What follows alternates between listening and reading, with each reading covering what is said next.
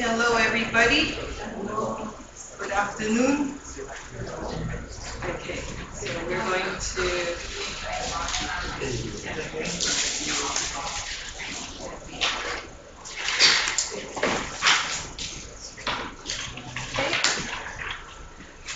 All right, good afternoon. Hello. Hello. Oh, what happened to the people? Only half come today. Is today Valentine's Day? Everybody's on holiday already. Okay, listen guys. Okay. Is it 1:30? No, it's more than 1:30. Okay. Listen. First, we are still in chapter 3, correct? Yes. CVP analysis. Today is supposed to be, I'm going to show you how to prepare the graph, correct? Okay.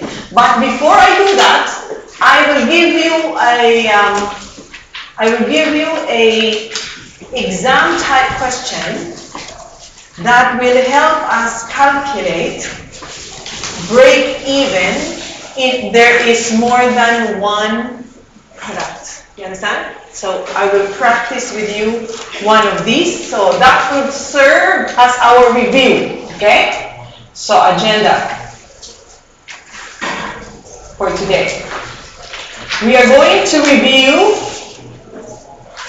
okay, CBP analysis, and I will use exam type question. This, I don't know which year this question came out. This is 2017, and we're going to try and calculate. Then we will talk about in chapter 3 preparation of charts. Okay? Break-even charts. Then we will talk about chapter 4, which is linear programming. Okay? Linear programming. In chapter 3, I will have some activities for you, and I will give you also a homework that you can try at home, another multiple product question. Okay? So you have that to do today. All right, I think we begin with an exam type question. Now, in this case, I gave you a piece of paper because there's a graphing paper at the back. Okay? Because we're going to learn how to prepare a chart later. Okay? So this one is very different from the rest.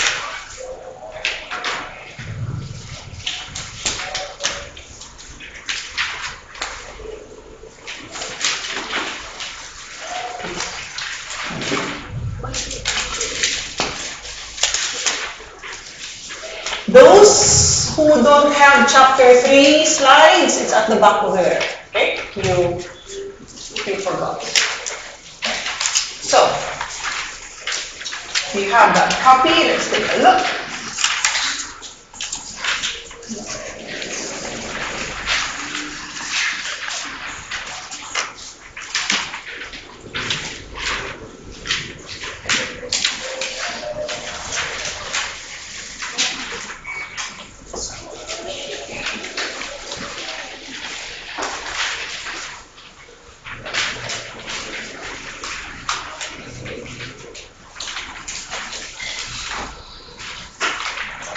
Okay. Everybody takes a copy? Go to requirement A and B. A and B. Okay, so the first calculation you're supposed to do is, what is it asking? Weighted average or weighted CS ratio, correct? Okay. Do you remember how do you do that? How do I get weighted average CS ratio? What is the step number 1? You need to calculate the what? Contribution per mix, correct. What is the second step? Revenue per mix. Then what is the third step? Average CS ratio, correct? Okay, you can do that. All right. Now, what about in letter B? Because it says total break-even sales revenue, not units, revenue. What can you use? What is the formula? Yeah, fixed cost divided by CS ratio, because it's revenue is asking, correct? Only one item. Okay, so you do A and B. That is what is required, correct? Okay. The same is your approach when you do exams. You look at the requirement, especially if it says calculate. You have to identify in your mind what is the formula to get there. Because if you do, then you will know what to pick from the problem. You understand? What is important from the given scenario, if I know what I'm looking for. Okay? That is why you need to be able to know how to calculate it. Then you read. Then you'll know what you need. Okay, so read the problem. Now you read the problem and see, are all the ingredients provided for?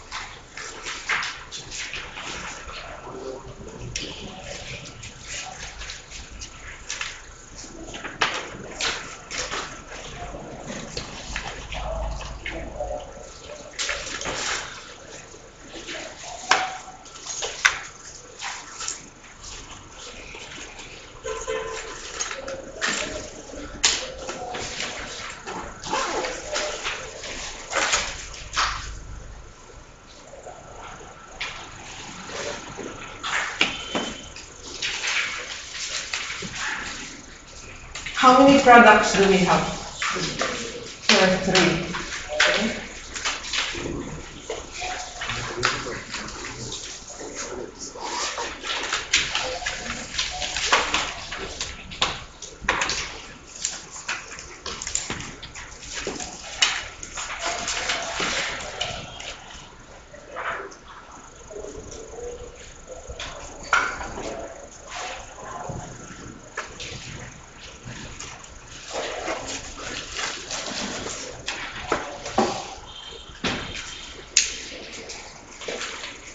Okay, you doing it? Don't wait for me. The whole idea is for you to exercise doing it.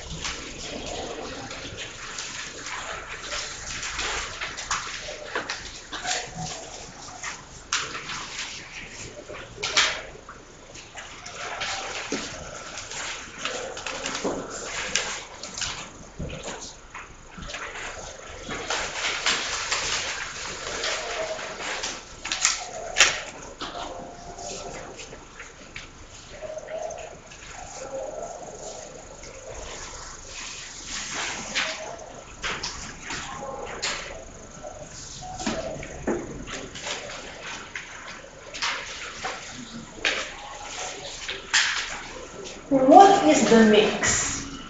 Where do I get the mix? Because I know where to get the contribution, correct?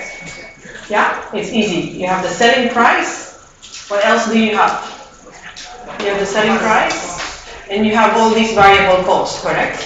Question is, what's the mix? Where do I get the mix? You see these units here? Yes. Which means, what is our mix? 10, 11, 13. You understand? Why 10, 11, 13? Or, yeah, or 20 by 22 by 26. Do you understand? Okay, so that is your mix. 20 by 22 by 26. You remember yesterday? Or you can simplify it. You understand? Okay, that is where you get your mix. Okay. Everything else is easy. Okay.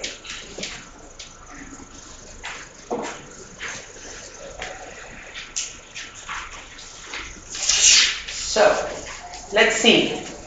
How do we do this? So you have selling price, correct? So if you were using the Excel, you can do this. Okay. Then what do I do? I have the materials. Yes?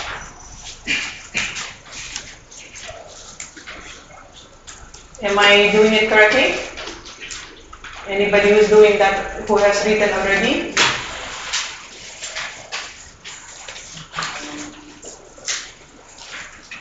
Right? Yeah, you're the one who's doing that. So now I can insert my formula, whatever. Yep. Oh, no, sorry.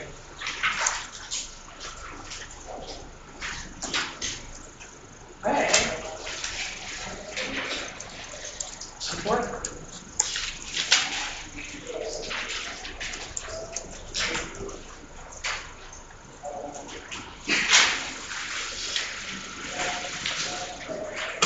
Yep.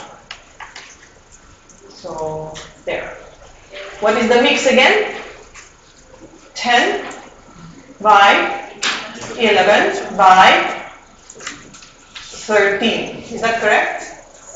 Everybody's following why it became 10, 11, 13? You simplify it, yes? Okay.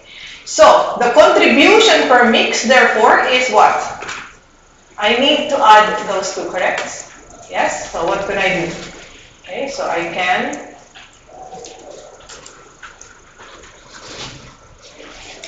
oopsies.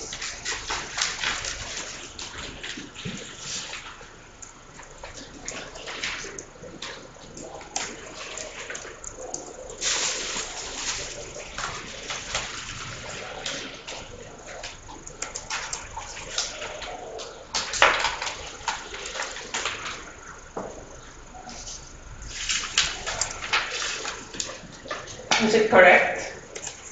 Yes? Contribution per mix. Right? Or wrong?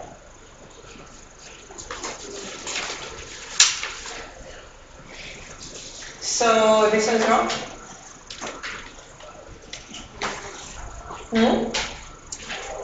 How do you do contribution per mix? You have to multiply, correct? And then you add.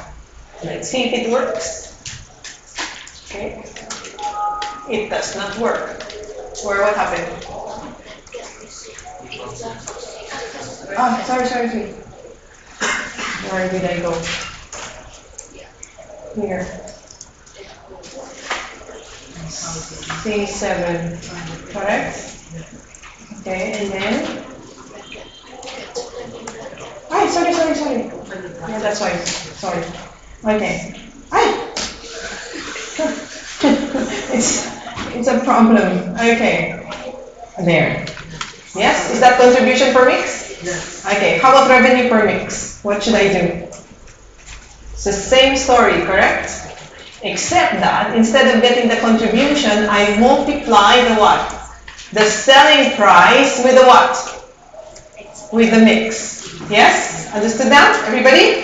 Okay. So the same thing happens for the second problem. Okay. And then plus, okay,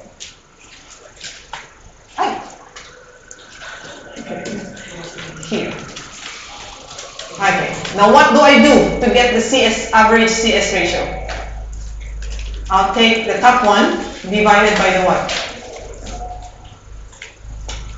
Correct? Yes? Okay, how many decimal places the problem is asking you to do? 3? What does it say? 2 decimal places. Okay, so there you are. Cool? Oh, sorry. No. It's right. Sorry. Yes, I need to convert this to percentage, but they want it to be how many decimal places? There. Yep, just 2 decimal places in percentage, correct? You got that one there? Same way? Okay. But that is the answer to which question? A. Alright? So the answer to A. Now, let's go to the answer to B. So this one, you tell the examiner, listen, examiner, that's the answer for A.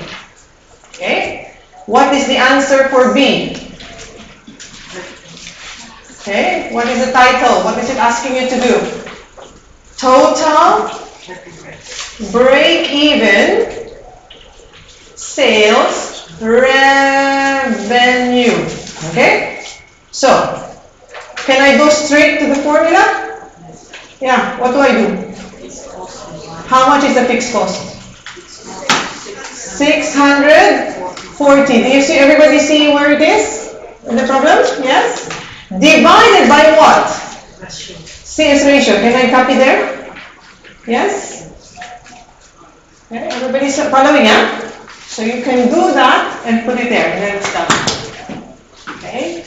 In less than 2 minutes, you have the answers for your questions. Yes?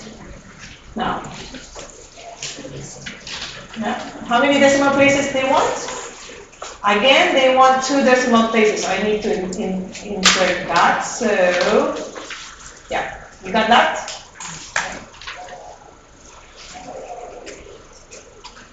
Now, forget about comma and everything else, but if you like, if you're fast, you can format it very quickly, right? 2 decimal places, put a comma, and then you can actually put also a currency. Is that correct? Yes? Okay, so there you are. Okay? To present it. But if it takes time for you, all you need to do is put a USD here. Okay? Or whatever, a dollar sign. Forget about comma. It's not going to affect anything. Okay? As long as it's 2 decimal places. You?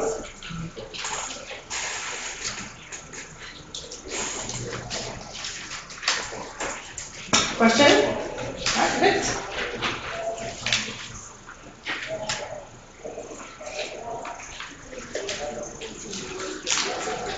Okay. Questions? No more questions? Alright, so if you are ready, everybody's ready. Yes. Formula? Sorry. Oh, this one?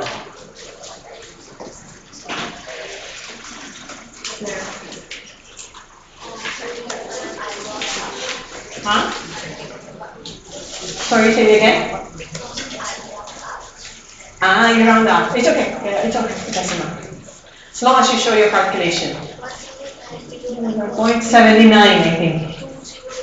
So 9. Yeah, it's okay. Where? Over here? Here? Because you. How many did you take? Exactly here. Okay. Because this has the formula inside. You know, it's. It's fine. It's fine.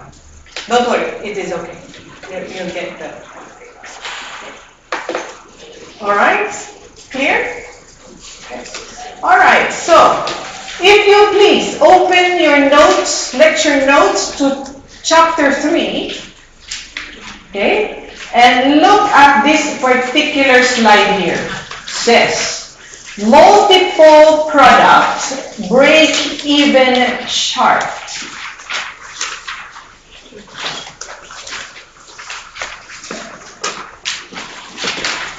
Break-even chart.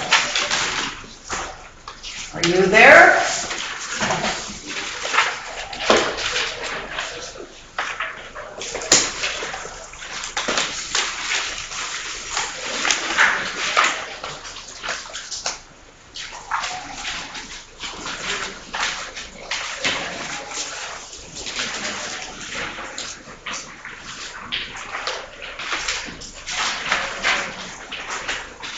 Okay, we are going to prepare break-even charts here. Okay, ladies and gentlemen. Now, it says here, you can draw or you can have break-even charts assuming your sales proportions are fixed. What does it mean, sales proportions? You're talking about the mix. Okay, the mix is constant. And there are how many different kinds of approaches? There are 3. Okay? There are 3 types of break-even charts. Okay? We're going to look at each one of them and try to understand them. Okay? So, first one, output. Okay, so you remember this here? Okay? You remember what we did? Right? What do you call this line here? What is this line? The fixed cost line. Okay, remember you need to have 2 points. So that was your fixed cost. Okay? And it remains the same, whatever is your units. Okay? This one here is your sales revenue. This one is your total. Why total? Because it's what? Fixed plus the variable part. Yes? Okay? Right? And then what happens here? After you've had those 3 lines, what do we have? You have the break-even points. Okay, good. All right? So, if we have, you remember JCO? Okay. JCO has the following information. It says budget is this for the 2 products, M and N. And you have revenue for the 2 products at 60,000, variable cost at 24,000. Okay? So, how do we put it? Okay? So, first thing is, if I'm going to prepare this time, let's prepare a profit volume chart. Okay? This one here is easy, right? No problem. All you need to do is put the sales revenue, put in the cost, and the fixed cost. Don't worry, we'll practice in a moment. Okay? Or maybe we practice on the problem I gave you. Okay? Yes, can we do that? Okay? Remember the problem I gave you now? Yes? Let's do a break-even chart for the problem you have. Okay? Before we go to profit volume chart. Alright. Which problem is this? This one here, correct? What is letter C? It says, using a graph paper, okay, before we do profit volume chart, let's do a break-even chart. So how do we do that? Okay? So, what is our total revenue? I need total revenue, correct? Yeah. Do I need total cost also? Yes or no? Yes. Alright, so what is our information here? Let's try and do this. Okay? Alright, give me some information from the problem we have. Okay, which problem is this? What is the name of our company? Hair Co. So the first line I need is the fixed cost line. Do I have the fixed costs? How much is it? 640,000. I need to put down and write down the information I need first. You know why? Because I need to know how long is my line. Okay, and what is the interval I need. Okay, what is the next line I need? Oh, I need total total costs, which means total cost is made up of two things. Fixed cost, which is 640, and I need the variable cost. Oh, I need the variable cost. Can I calculate that? Yes, for the three, I need for the three. Because I need total cost. Can you give me that? Okay, can you give me the total variable cost? Then I also need total revenue. Do I need total revenue? Can I get that? Yes, okay. So how do we get? So in terms of costs, so this two is what? 50, this one is 104, this one is 92. How do I get the total cost? Multiply by the quantity, correct? Okay. Alright, so what is my total?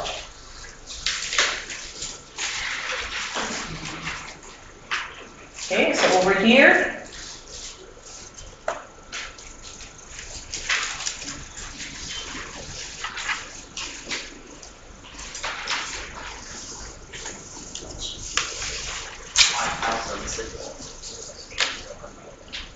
$5,000 what?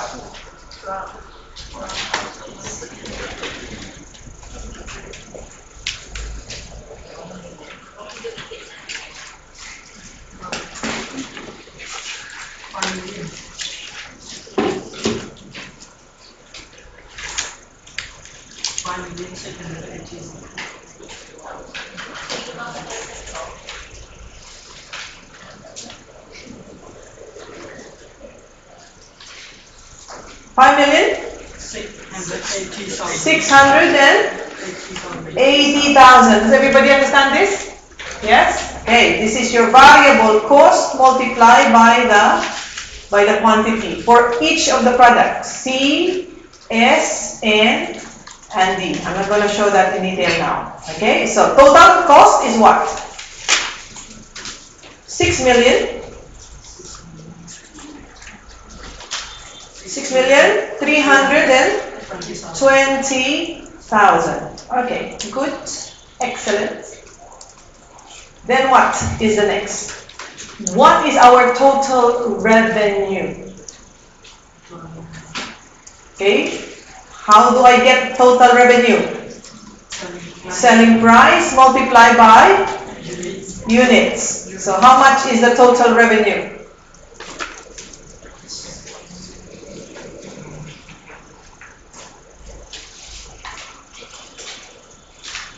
$8 million? Yes, ma'am? 840,000. Correct? Yes? So, if I put that in the slot in my okay, so I need up to 8 million. Okay?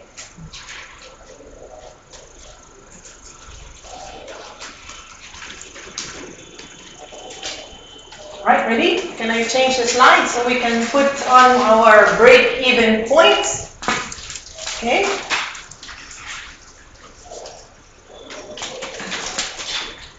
Did you bring a ruler? I told you last night. Now I really know, I understand. Once you cross that door, everything you learn, everything you talk about, disappear. This door is no good, huh? I will need to talk to Mr. Casey to remove all doors. Alright, just kidding. You can use anything you want. Okay. Alright? That is why you have your name cards. Alright? Okay, here we go. Alright, so let's now prepare our table, shall we? Chart now, right? Yes? So, you know how much amount you need. Okay? So, what will be on my x-axis, do you think?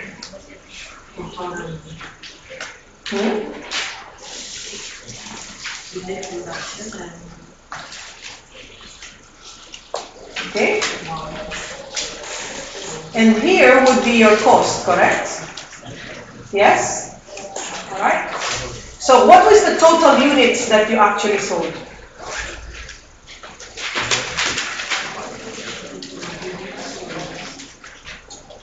So total unit?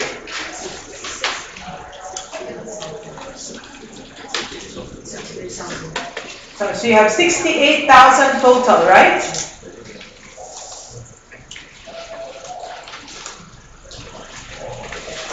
Sorry.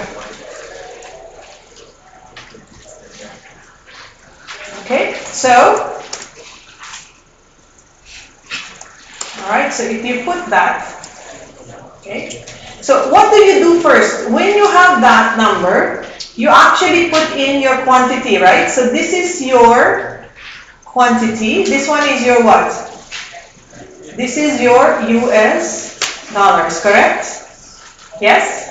Okay. So the first thing you're going to plot is your quantity. What's your quantity? 68,000. So we can actually put in thousands. Right? So in terms of quantity, so how do you want it? 68, we can 10, 20, 30. So we can do that.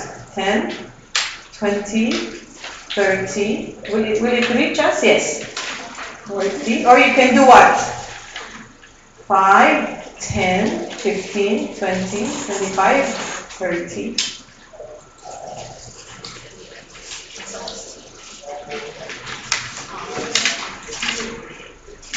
Yes? Correct? So it would be somewhere here. Okay. Then in terms of amount, we need to reach up to 8 million. Correct? So if we do it by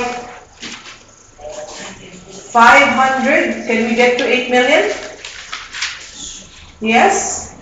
500, 1 million. It will not be very accurate though, but it will do. Is that correct? 2, 5, 3, 3, 5, 4, 4, 5. No. Not make it. Yes? So we need to erase it. No, it doesn't want to erase. Okay, so what happens? My millions, correct? 2, 3, 4, 5, 6, 7, and 8. Correct? We need more? Yes. 9, 10 million. Yeah? Okay, so first line, what was the first line we needed to put? Okay, so what was our fixed cost? 600 what? Okay, so it will be something here, right? Okay. So your fixed cost line is there. And then what else? What is your total cost? Don't you remember? Here. What is your total cost? 6 million. So somewhere here, isn't it? Yes? Where will I start? From where? From 0 or from the fixed cost line? From the fixed cost line, correct. Yes? Okay? Then what happens? So this is your fixed cost. This one is your what? Total cost. Next line. Sales revenue. How much is the total sales revenue we said? 8,840. So somewhere there, correct? Which point do I start from? From 0, correct? Yes? Okay, I'll try my best. My ruler is too short. Okay.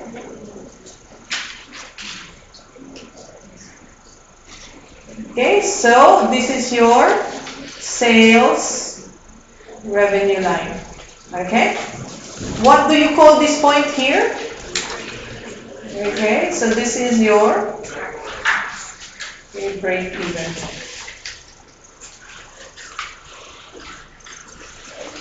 Okay?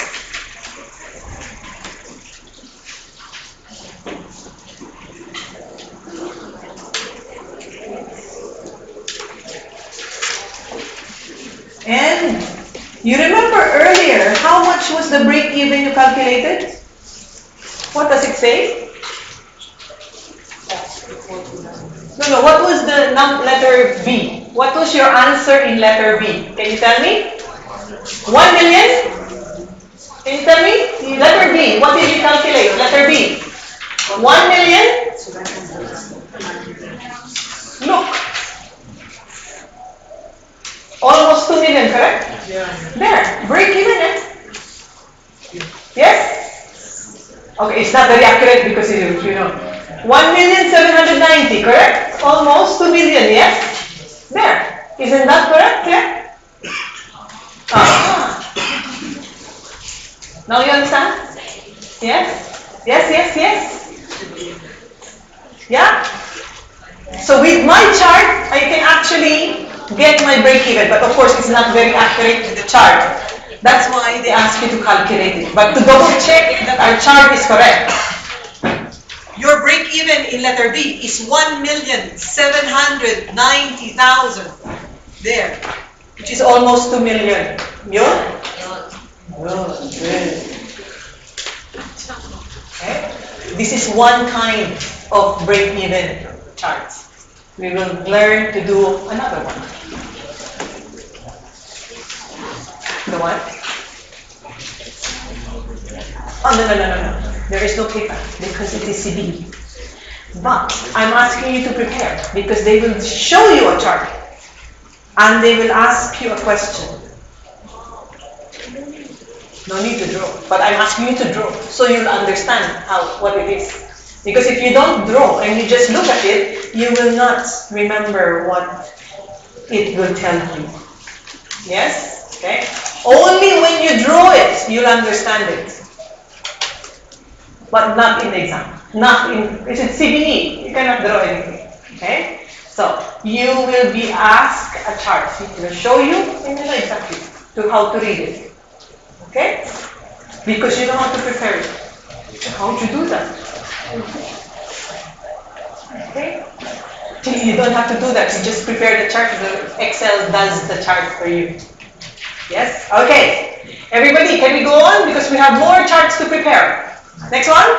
Okay? So, the next instruction for us is how to prepare a profit volume chart. Because what we prepared earlier, what do we call this? Yes, this is a break-even chart.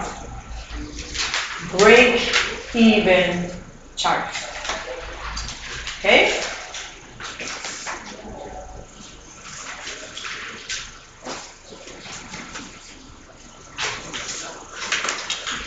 Right? So, profit volume chart, ladies and gentlemen. Now, look what we need. They said for profit volume chart, we need to know the following. Revenue. Revenue. Now, you know how to calculate revenue now, correct? Okay. In here, they have two products, M and N. Then, they give you variable cost. Alright? So, how do we put the product onto the profit volume chart? Okay? First step, you have to calculate the CS ratio for each one. Okay? So, CS ratio for each one. Now, this one we learned the CS ratio to calculate last time. You remember? Okay? And CS ratio for N is higher than the CS ratio for M. So if that's the case, you put N first. Okay, remember. You put the N first. Why? Because it has a higher CS ratio. So if there are three products, you have to rank them from the highest to the lowest CS ratio. Yun? Okay, got that? Now, once you do that, you have to put in the sales, then the cumulative profit. Okay? So, what is the sale if you only sell N? What is the sales if only N? N is what? 1,200 multiplied by 15. How much is that? 1,200 multiplied by 15 is 18,000, correct? Okay. What is the profit? What is the profit? It's a loss. Why is it a loss? How did it become a loss? Do you remember? How it becomes a loss? Okay. How is 18? How is it becoming a loss? Why? What happened? Anybody can remember why? Okay. First, how much is the how much is the sales? Sales is 8 million. So I want to know, what is the cost? What is the cost of N? What is the cost? First, the variable cost is what? What's the variable cost of N?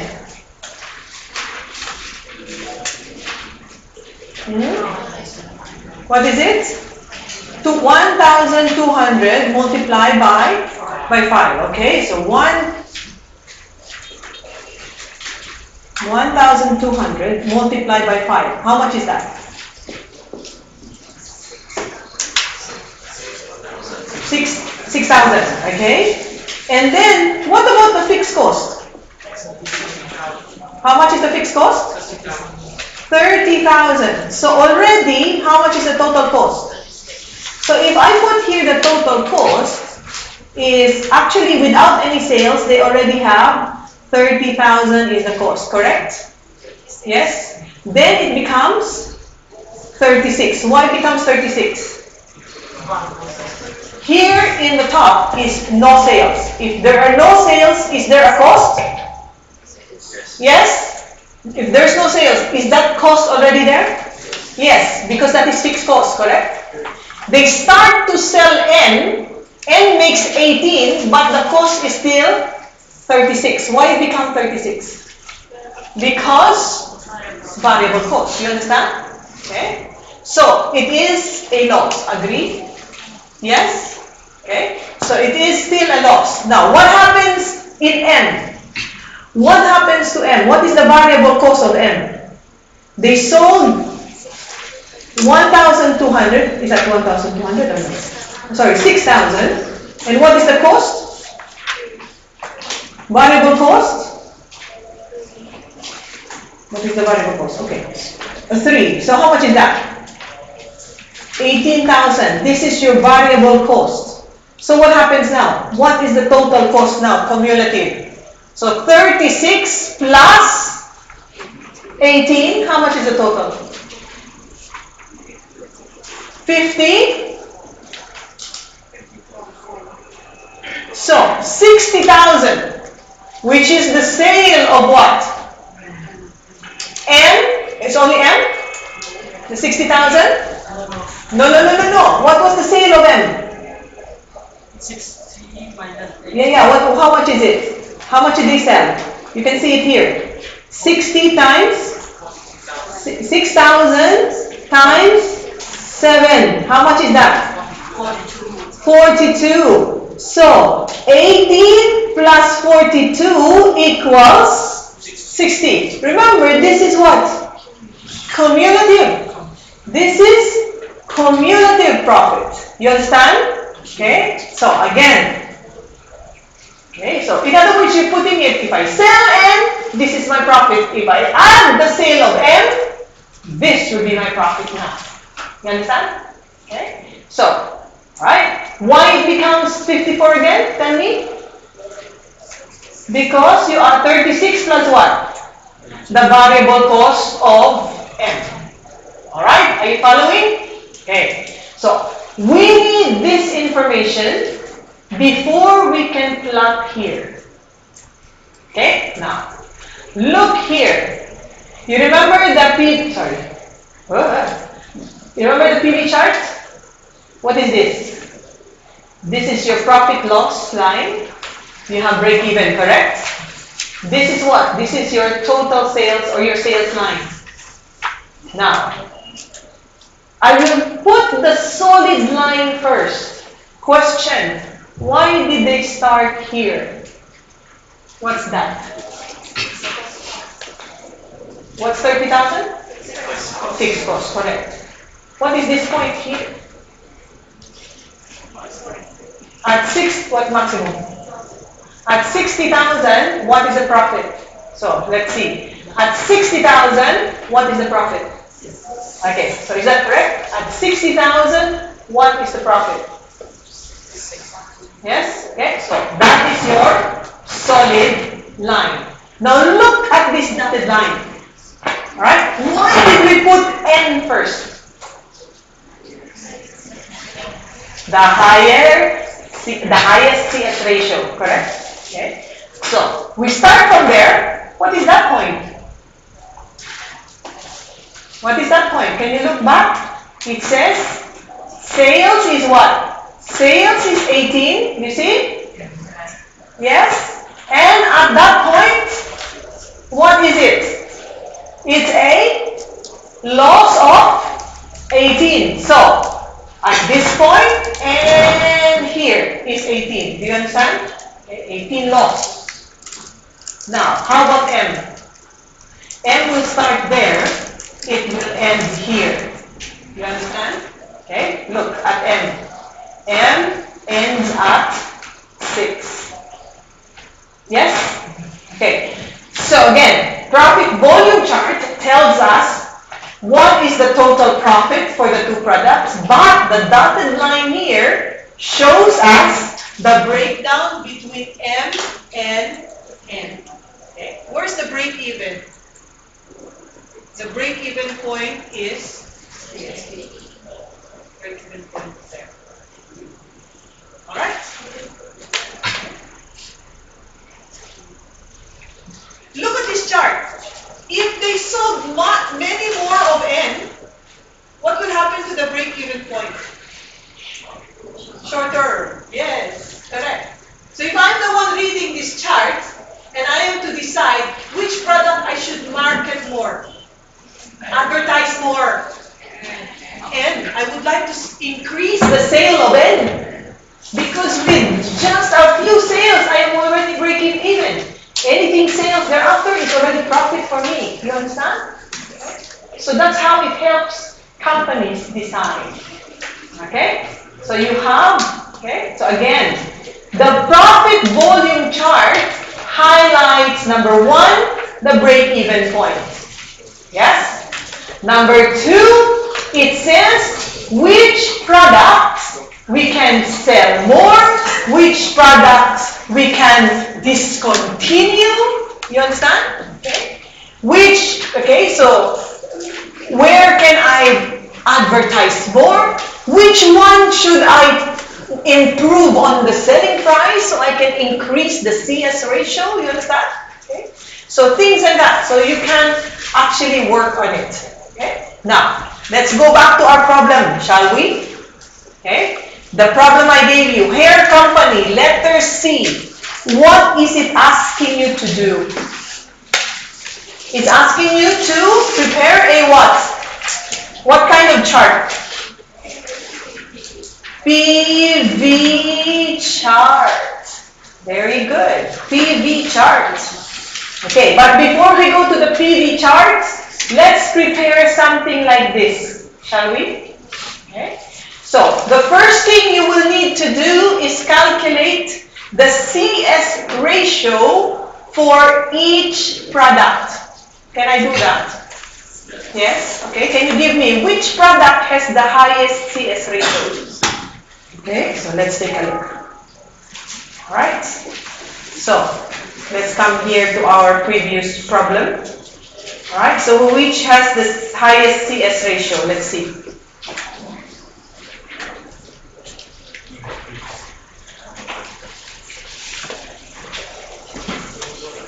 Okay, so CS, maybe we should put it in another slide. So when you study,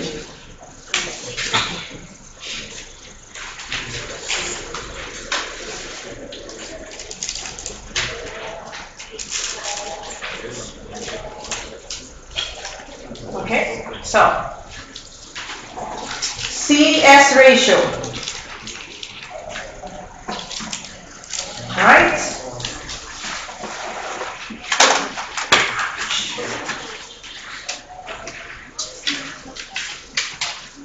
So contribution divided by, yeah, sales.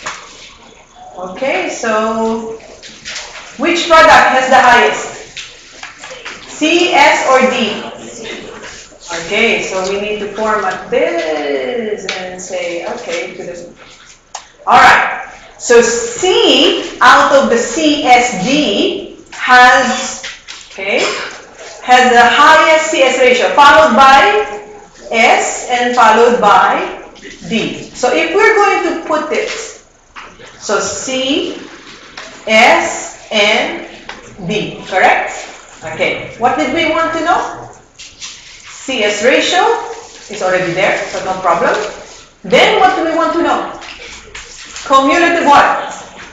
Okay, so we need cumulative sales. Then what else do we need? So cumulative sales. Then let's put cumulative costs so you'll understand, correct? Cumulative costs. What else? Then we have cumulative profits. Is that all we need? Yeah? Okay.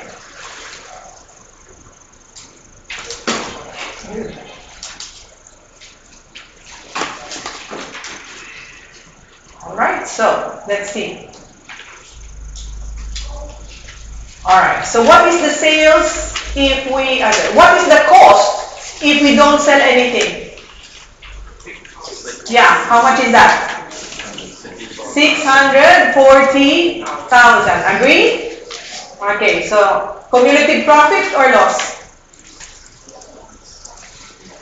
So it will be this plus this, correct? Loss. Next one. If I sell C, how much is my sales? What is my sales? How many units? 20,000, correct? Multiply by, what is the selling price of C? 110. Agree, everybody? Yes? Okay, good. Alright. Now, what about the cost? First is the variable cost. What is the total variable cost of C? 50, correct? Multiply by, how many units again? 20, correct? Plus what? Yes, this one is your variable cost, correct? Then I have to add the fixed cost. Very good. Okay? Agree? Yes, yes? No, no. Yes? Okay. Now, sorry, this one should be 640,000, which is, that should be this minus this, correct? Sorry. Yeah. Alright? So now, what happens? What is my cumulative loss? Loss or profit? Loss or profit? Are you sure? Are you double checking what I did? Is this correct? Yes or no? Yes, yes, no, no. Yes? Okay, so next one. S. What is the cumulative sales of C and S? Yes? Okay, so first, I will take S. How much is the sales of S? We sold 22,000. Selling price? 160. Very good. Plus what? Plus C. Do you agree with me? Yes or no? Yes? Yes? No? Are you here? Hello? Yeah? Please respond to me. Yeah. Otherwise, the world will start answering me, and that is scary. Yes? Yes. You get scared. You get scared too, huh? So, total sales, yes? Agree? Shall we go? Yeah? Alright, next one. What about cost? What should I do?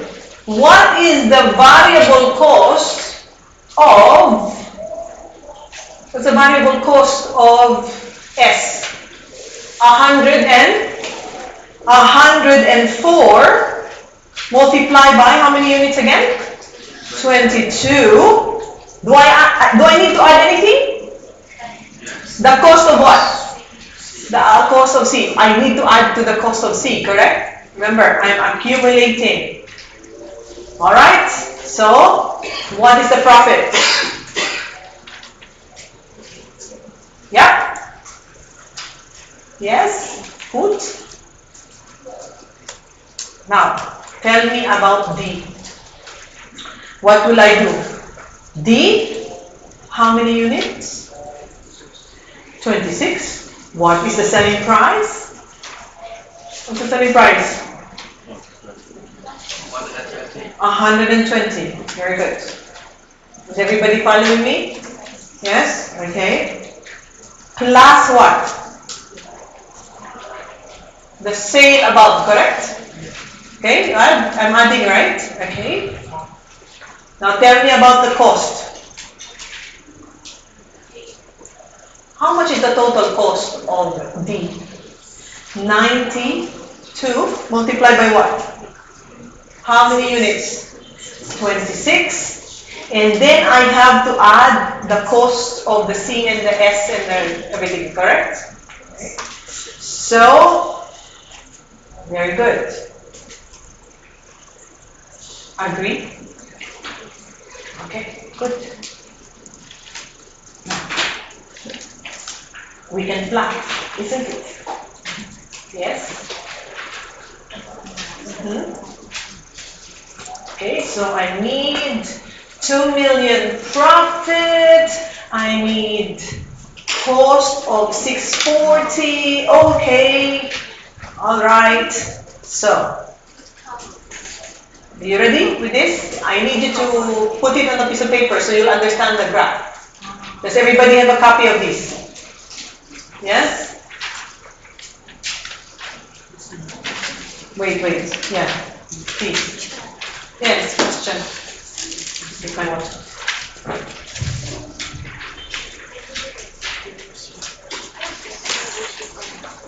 At the top, the CS ratio per product. That's the CS ratio for each one. Remember? Okay, sorry. The question is, what is this 3 over here? That is the CS ratio for the 3 products. You understand? Why did we do this again? The CS ratio? What is the purpose? So you know which one is first. Correct? Any questions? Any more questions? Few seconds, okay?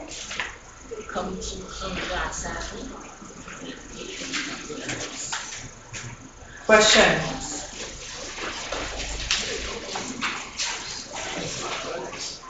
Yes? Done? Alright. Can we begin doing the chart? Yes? Okay. Can you now draw? Okay, you need this, huh? So you need it in your chart.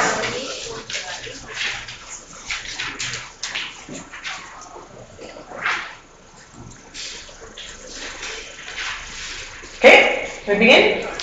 Okay. So, how many lines do we have actually?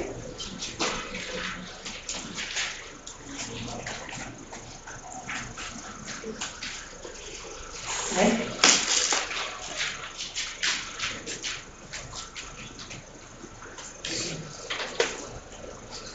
Okay.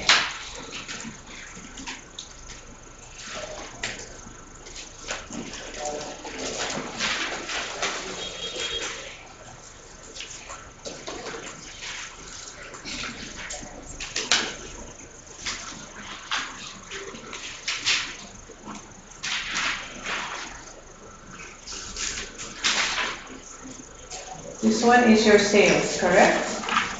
So what is our sales like?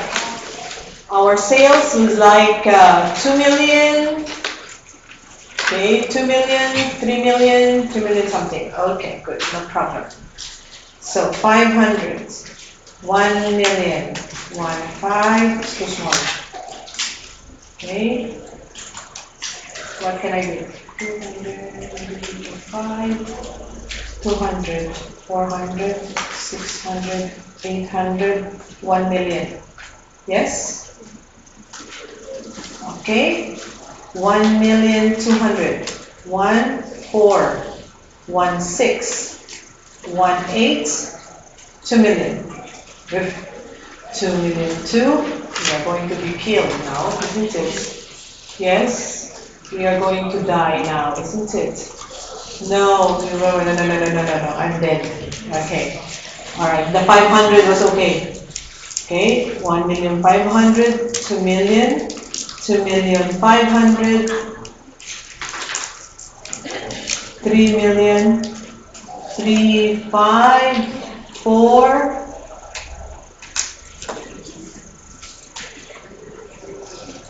I hope I did not miss the number. 7 million, 7, 5, 8 million, 8, 5. Do I need more? Yes, I need more. Sorry. Okay, so I need 9,000,095. Okay, I think that's the end there. Okay, how about here? Break even is 0. Agree? Okay. What is the solid line I need to write? Where does it start? Fixed cost, but I don't have the amounts yet. Profit and fixed cost. So, how do I write the profit? Okay, so let's see. By how much? 200, 400, 600, 800, 1 million. Will it reach? 1, 2, 1, 4, 1, 6. No, I have a problem. Okay, let's do by 500,000, correct? Same thing, same thing. Why is not writing? Okay. 500 loss, 1 million loss, profit, profit, correct? This part is what? Profit. This one here is loss, agree? 1.5, 2 million, 2.5, 3 million. Okay, fine. Done it. Okay, so where do I start? Loss is what? Where do I start from here? What is your fixed cost? 640. Okay. And what was the total profit? 2,520,000 somewhere. How much is the total revenue? Cumulative revenue is somewhere here, right? Yes? So 8,800,000. Is that correct? So and the profit is here. Correct? So 2 points, yeah? What are the 2 points? What was this point here? This one here. What's that? Fixed cost, correct? What is the line up here? Where's my pointer? What is this point? This is your fixed cost. This one? What's this? This is your total. Not sales. Sales is here. This one is profit. Yes? Okay? Right? So now I can put by what? My solid line. Yes? Solid line. This is your first line. Your first line is your solid line. Yes? Now I'm looking for a ruler. Where came she? You're the only one who has that nameplate on the table. Thank you very much. Okay. All right. So here we go. Okay. So Right? So this is your solid line. Okay, now we will plot individual products. What is the first product in our list? C. Product C, how much is the sales? 2,200,000. So 2,200,000, somewhere here. Yes? Okay? What is the profit or loss? Profit. 560. So it's up here. You agree with me? Over there. Over there. Yes. You agree? It's about 2 million something, right? Yes. Okay. Approximately. Yeah. Okay. So let's put it a bit further here because it's 2 million something. So just behind there. Okay. So what do I put? Solid or broken line? Broken line or solid line? Broken line. So this is my broken line. And what product is this? This is product C. Yes?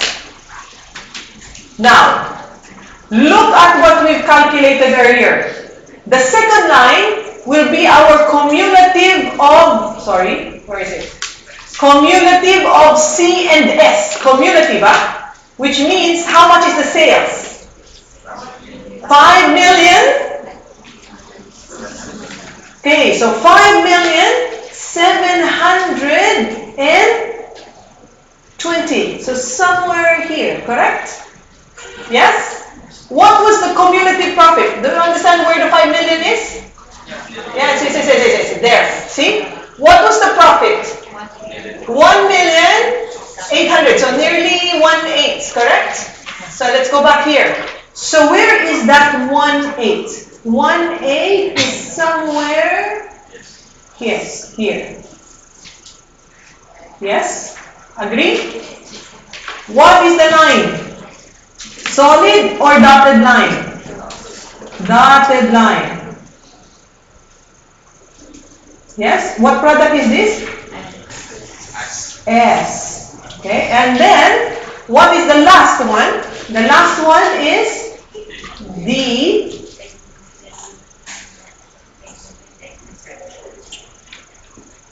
Yes?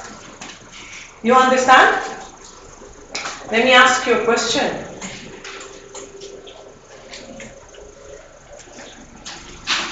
You are given this chart. Question number 1. Which product has the highest CS ratio? Yeah, from this product, this chart, okay? Alright, because you put in C first, which means that is the highest CS ratio. What is the total sales of C and S? 5 billion something there, correct? Yes? You understand? Alright? Okay. So, if you were to discontinue a product, which one would it be? D. Which one would it be? D. Why? It has the what? It has the lowest CS ratio. You got that? Okay. What is the total profit for this company?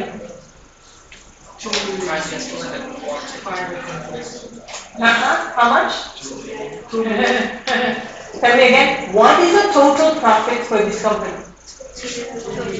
Where would I look? I look here, correct? 2 million. Yeah, something there. Alright, you understand?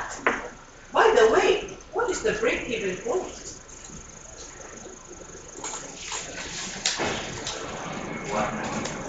What is the break-even point? Where is it? Where is the break-even point? Over there. Very good. Over there. Correct. It's over here. Do you see that? Is that the break-even? Is that correct? What does it say here? Oh, sorry. Yeah, it's about more than 1.5 million, correct? 1.7. 1.8. Yes. Is that correct? Something. 790,000. Is that what you calculated, correct? Which is actually showing again on this chart. You got that? Okay. Congratulations, everybody. Now you can interpret any chart. Okay? You can interpret any chart. Yes. You can practice. It's in the revision kit. Yes. But I will email this to you as well, so you can see, okay? So you can see. I'll email it to you. I'll email you. I'll put in the Google Classroom the Excel spreadsheet. Yes? Important, the Excel spreadsheet, because it tells you how to calculate the cumulative profits. Alright? Very clear. Good job. Okay? Any questions? Okay? So this one, ladies and gentlemen, is actually, alright, your profit volume chart, similar to this. Yeah? So you know what it is. So, if you look at this, so you actually have, okay, the results of that. So we are going to look at, after we come back from your break, we'll summarize the advantages of CVP analysis before we go to chapter 4. In the meantime, this one is the answer to hair company. Yes, hair company, and there's your chart. Okay, but this one, it's the dotted line is reversed from the solid line. So, okay, doesn't matter. Okay, you can do that. All right. I promise I give you a homework. I'll give it to you later on. Okay, for you to be able to study and practice. All right. Good. All right. So, all right. Now, before we go for a break, Mr. Naim is here. You know what he's here for, right? Yeah, okay. So, I'm going to give you a few minutes. So, you have about 6 minutes. So, we all meet up here at 3 o'clock. Yes? Is that correct? Minutes before 3. So, we meet up, sorry, not 3 o'clock. 3:15. That's why nobody was answering me yes. What? 5-minute break? No, it's we come back at 3:15. Okay? Okay. I will charge you for that. Thank you. Let me get out of your sight.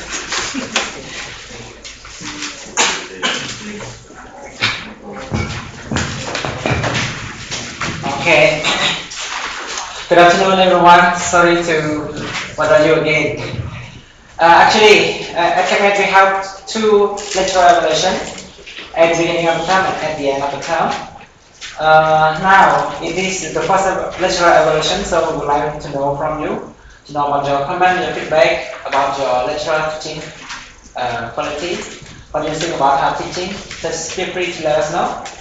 And here is the QR code for you to scan, or if you have trouble with the scanner of the QR code, you can use that link below. Go to any browser and type this link. Okay. One thing I would like to clarify that this evaluation is conducted only for your lecturer.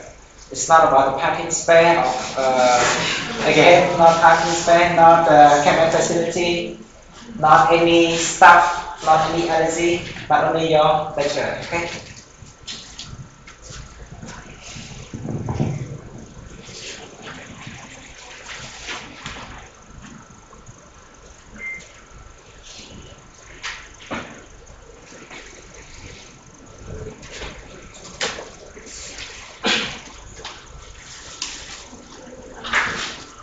If you finish, can have a break.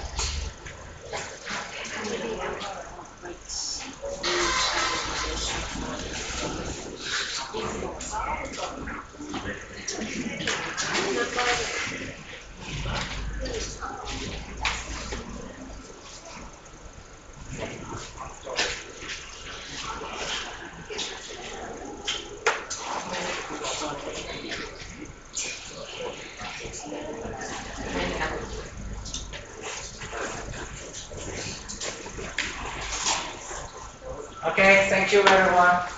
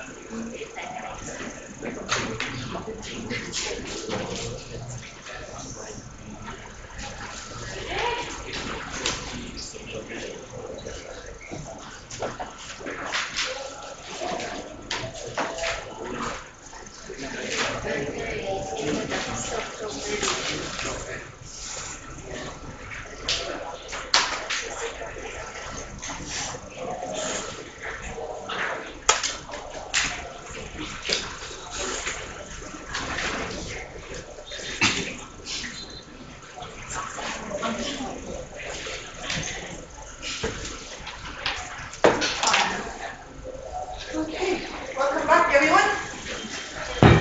Alright, so let's conclude on CPP analysis, 1 second. Alright, one of the things that's the advantage of CPP analysis, if you've seen what we presented when we did the graph, okay? Especially for managers, remember, our course is about preparing for managers to do their job, correct? Okay. So if you present the CVP analysis on a graphical format, especially for those who are non-financial managers, it's very easy for you to explain to them, isn't it? Okay. It was very easy to understand what is trying to say. So that's one of the advantages of CVP analysis. And when also you calculate, you remember we calculated margin of safety?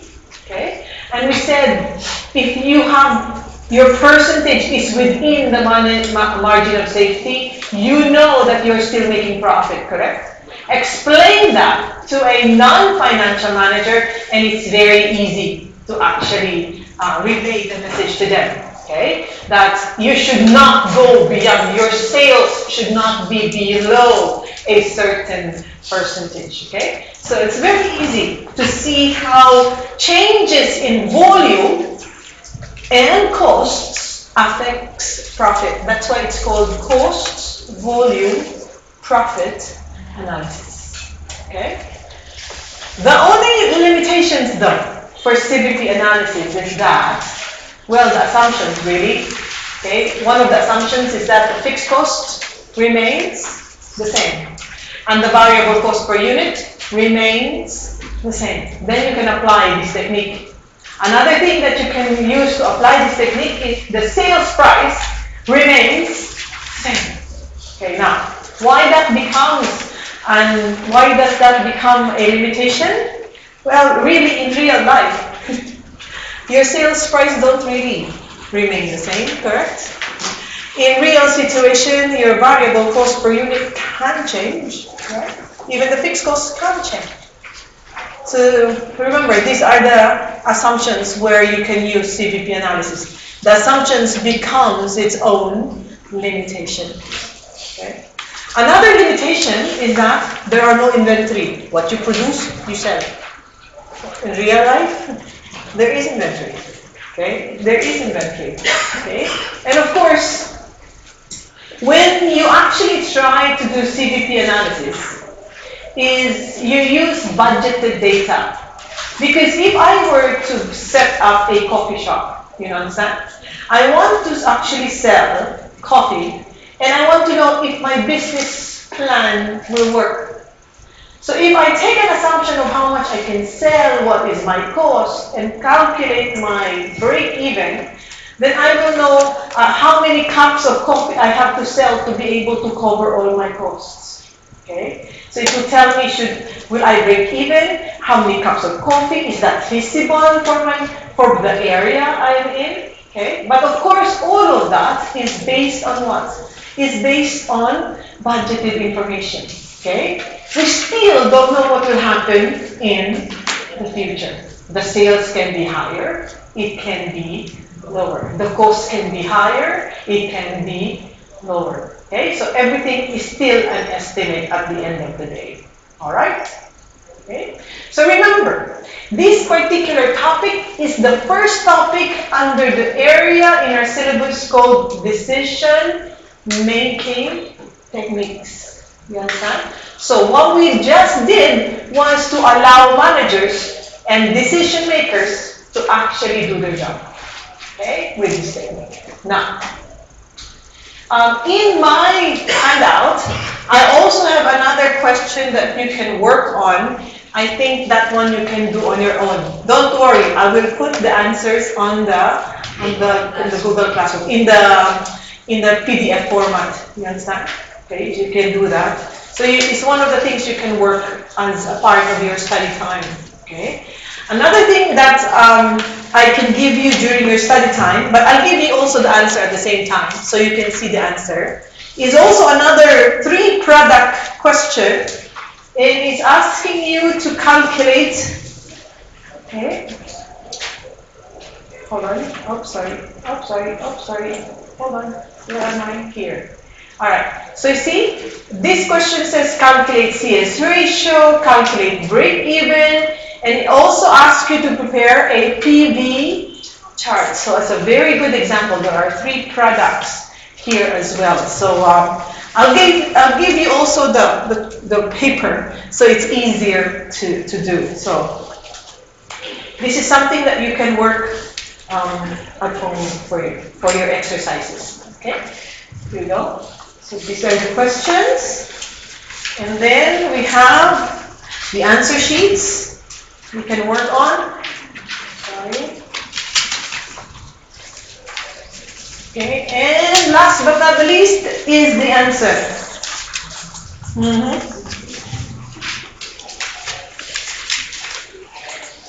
All right.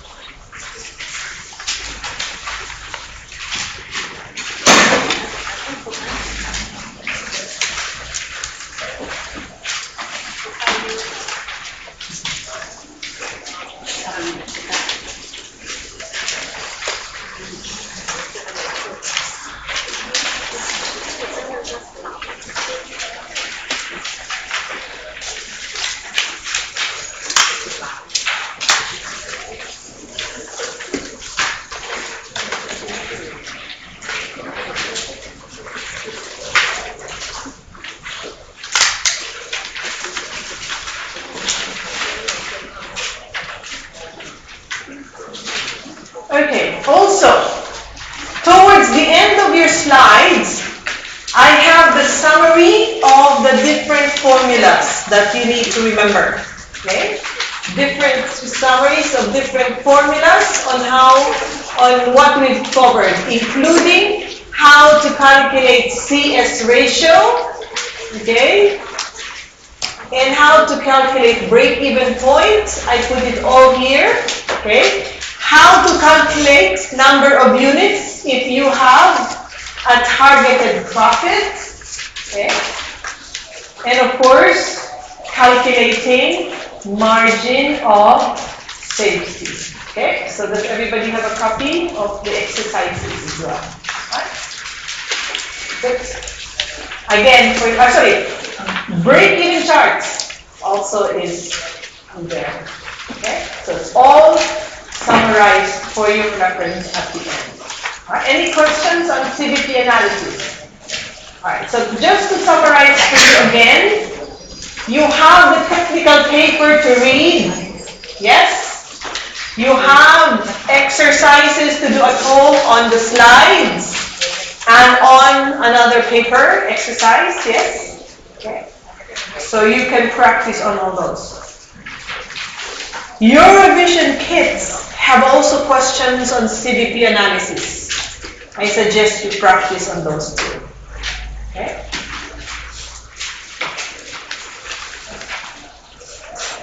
Alright. Any questions? That's very clear. All you need to do is practice on the aspects that we discussed. Now, in terms of which areas or which exam questions, I also put some details in the exam. What kind of questions were asked and what would be some of the example questions is here. So, look at some examples. They ask you calculate CS ratio, which we did in our exercises. We also says target profits. It's asked you to prepare, not really prepare this time, but to interpret, okay, graphs and charts, okay? So these are some of the highlights in the exam. All right, good. So, do you have the copy of the next slide? Yes, I put it in the Google Classroom, right? No? Chapter 4 is not yet there? Can you check? Chapter 4 is in the Google Classroom, correct?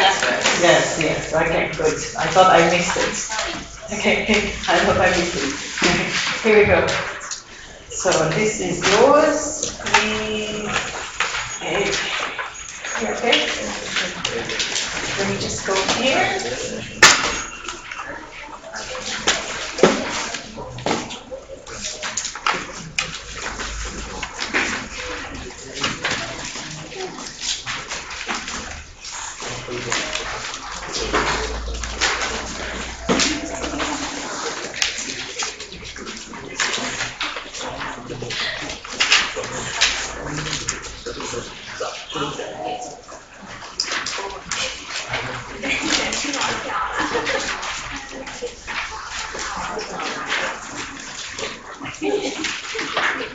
I'm missing something.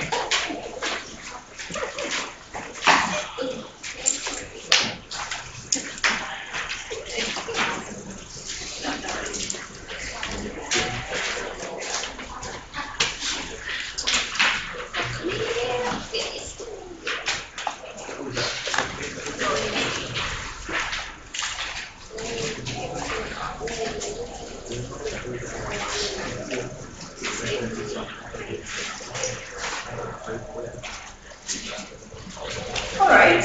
Everybody has chapter 4? Yes. They did not print it for me, but there is one technical paper in your graphical format, in your Google Classroom. Okay? And it is a technical paper on linear programming. So aside from this, look up in your Google Classroom for this document. Okay, it is linear programming technical paper. It's a 2-page, very short technical paper on linear programming. So please take a look at it. I have posted it in the Google Classroom too, together with the handout. Okay, so please take a read on that one. Okay, now this particular chapter. Right, we'll see us talk about analyzing some limitations that companies are going to what we call face. Right, so there will be sometimes there are scarce resources, and therefore we need to have a technique that will tell management if you don't have enough of something, what do you do first? What do you produce first?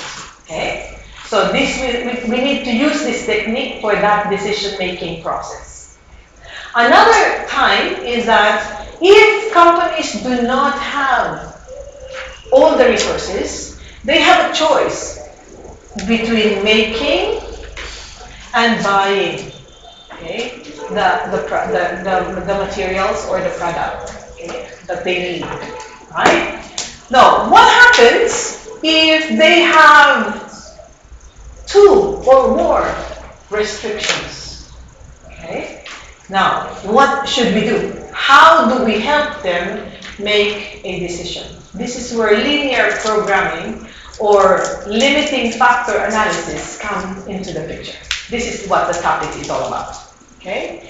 Helping managers, okay, decide what to do in case of limiting factor.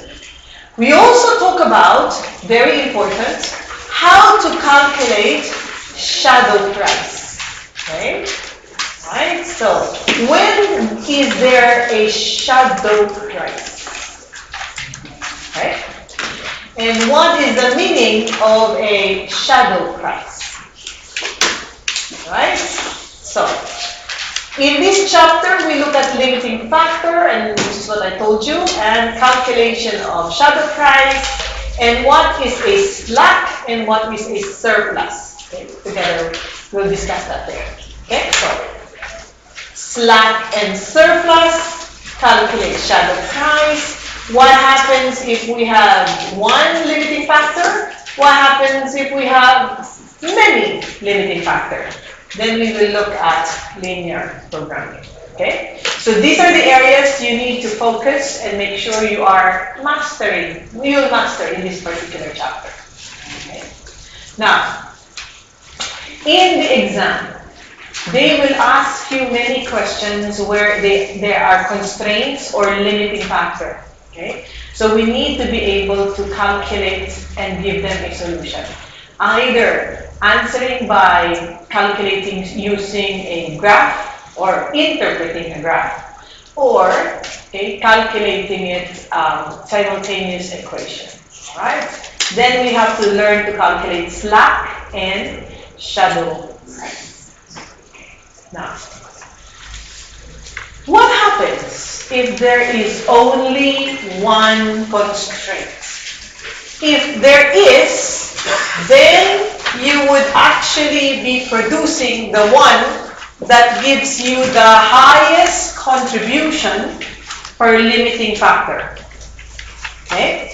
So if labor is limited, then what you need to produce first is the one that gives the highest contribution per labor hour. That is what it means per limiting factor. Okay. If there is no one constraint but many constraints, then we have to use linear programming. So again, if it's single constraints, then we use contribution per limiting factor. If there's many constraints, we need to learn how to prepare linear programming. Linear programming is just putting the problem in a mathematical equation. That is what it means. Okay? Alright. Key terms. Slack. Slack means that all the resources that is available has not all been used. In other words, the labor that has been made available, not all of them is used. Not all of them is used. Surplus, on the other hand, is more output has been made, okay, than the minimum requirement. So if you have, if you have a minimum of something, but there is more that has been produced, then there is a surplus. Okay? Now, slack. Slack occurs, as we said, which means that the resource is not binding. Okay? Is not binding.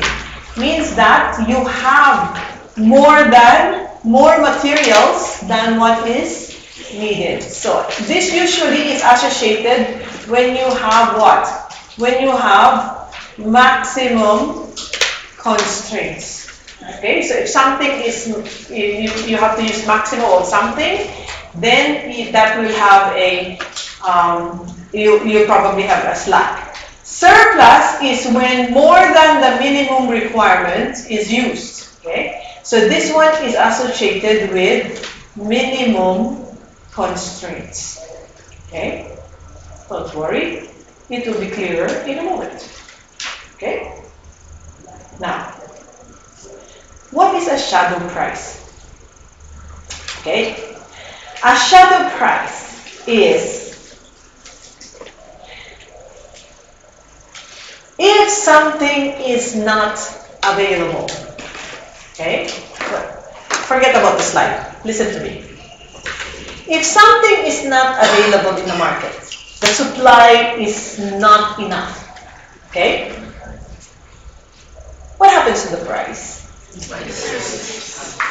It's very rare. So the whatever you find thereafter, it will be at a very high premium price, correct? The question is, can you buy it? Yes. Before you say yes, you have to calculate shadow price based on your business result.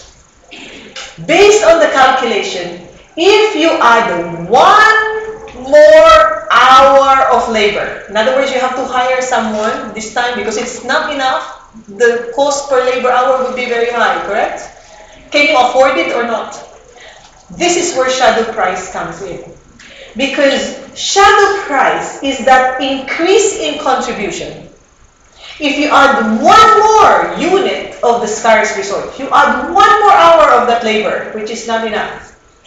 Now, which means if you are going to pay for that additional labor, it should be that, it should not exceed what? It should not exceed your shadow price plus your original labor cost per hour. You understand? Okay? The shadow price is your premium price for or additional price you can pay for an additional scarce resource. Okay? Example. If you pay your labor hours $10 per hour, normally, and you calculated your shadow price to be $2, which means if you had one more shadow price and you have one more hour of labor, you will have a shadow price of $2, which means you increase your contribution per unit by $2, okay, or per hour, whatever it is. So what happens now? For your labor, how much can you pay? How much can you pay for that additional hour? Remember, your original price, the cost per hour is 10. Your shadow price is 2. How much can you maximum pay? 12. You understand? Now, if that laborer is asking you, no, you pay me $13 per hour, will you accept? Will you accept? No more. No more. There's no basis situation. Because if I pay them $13, I will be making a loss. Because only maximum is 12. 10 and the $2 shadow price. Okay? There's no other situation because surely it is showing there in your calculation that it is already making a loss if you pay more than 12. You understand? Okay? So, in other words here, the first thing that you calculate the shadow price is to actually see how much is the increase in contribution if you add that extra unit. Once you have that, then you it becomes the maximum premium you would pay for that extra hour. So the premium in our example is $2. You understand? Okay. Now, it will actually give you an idea of what will happen if you're going to pay extra for that particular scarce resource. Okay. Now, remember, there is a shadow price only if you have a binding resource. It means all of your limited resources being used up. Will you have a shadow price if you have a slack? What is a slack again? Slack means you still have, correct? So if you still have, do you need to buy? No. So there is no shadow price if there is a slack. You understand? No shadow price if there is slack. I will repeat. No shadow price if there is slack. Why am I repeating it? Because the examiner in many problems asks you to calculate slack. Shadow price. Okay? And sometimes, even if there's slack, it says calculate the shadow price of. Actually, she's waiting for you to say there is no shadow price because there is slack. The item is not binding. That is what she's looking for you to say. You understand? You got that? Okay. All right. So let's see. How do we do this? Okay. So let's look at an example. All right. Standard deluxe. Information are given there. There are what? There is standard deluxe. This is the contribution. This is the labor per unit. This is the kilogram. What is this here? What is this? So this is 4,000 what? 4,000? Is that quantity per production? What's that? What does it say? Available per month. What is that? 4,000. That is the labor hours available, correct? What about this one? What is this? What's a 250? Yeah, it's the number of kilograms available per month. Okay, so, alright, so if it's not enough, okay, let's see. This is what is available only. So, which means, if X is the number of standard, this is the product, correct? And Y is the deluxe. Your constraint is that, why 5? Where did it come from? 5 and 10. Here, 5 hours and 10. So a 5 of X and 10 of Y should either be less than or equal to 4,000. Because there's only 4,000 hours, correct? Okay. How about materials? 10X plus 5Y, yes, is less than or equal to 4 to 50. Now, what does this mean here? Which means X should be what? Higher or equal to 0. It cannot be that you make -1. There is no -1, correct? That's why it's non-negativity. Any of your X and Y should be greater than or equal to 0. What's down here? This is your objective. Remember, whatever you do of standard and deluxe, you want to maximize what? Maximize contribution. You understand? So that is your objective. Tell me, how many constraints do we have?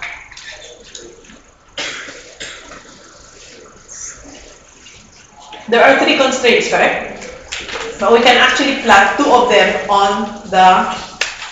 on a chart. Now, 2 ways to solve the problem. Okay? Using a graph or you use equations. Now, you see, what does it say here? You are not going to be asked to draw, but okay? Alright. However, you will be required to what? Interpret graphs. So, you know by now that you will be asked to, in my class, you have to draw a graph, correct? Congratulations. Welcome. Okay? So, you have to learn to draw it to be able to understand it. And I proven it earlier, isn't it? Okay? I've proven it that it's easier now for you to understand. Alright then. So, first, when you do linear programming, you identify the variables. In our example earlier, what were the variables? X and Y. X was the standard product and the other one, the Y, is the deluxe. Then what do you do next? You formulate the objective. What was the objective in our previous example? Increase what? Maximize contribution. You remember that? Okay. Then you put in the constraints. Yes? Okay. Alright. Constraints were the labor, materials, and you have non-negativity. Then, how to solve? Put it on the graph. Okay. Alright. Then identify the feasible region. And I'll tell you what to do with that in a moment. And then you have to put in your objective function and slide it to the optimal point. I like this part. Yes. So I will show you how that is done. Okay? And then calculate the value of your objective function. So for example, in our deluxe, if I'm going to put that in a graph, remember, I need 2 points, correct? The first constraint was the labor. The second is the material. So if I'm going to plot, I need 2 points. Point number 1. Okay? If x is 0, y is what? Okay? Alright, so if x is 0, y is 400. If y is 0, x is 800. Okay, so you put that on the graph, correct? On the equation. That one you understand. It's mathematical. So, it's high school math, so it's easy. Alright? So, next one. Materials. If x is 0, y is 850. Is that correct? Yes? Everybody understand that? Okay. Alright, so now what you need to do is put it on the graph. Okay, so alright, so you will have to put it on the graph. So let's see. Is that correct? Okay, you have the material constraint over here. And this one is the labor constraint. You remember the 2 points?